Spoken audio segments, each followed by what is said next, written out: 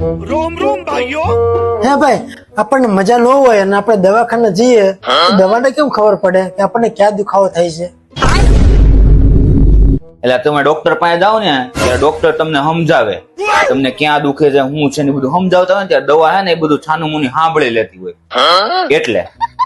ઠીક, પણ ભાઈ ચાલ આપણે તે તો માની લીધું કે દવા સાંભળે.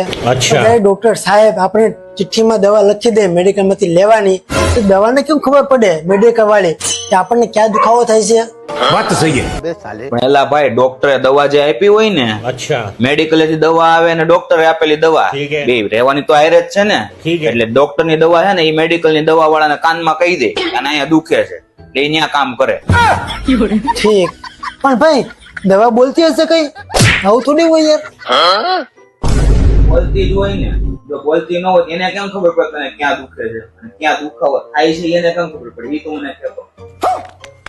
વાત તો સાચી છે, વિચારવા જેવું છે. कौन है ये लोग? कहां से आते हैं?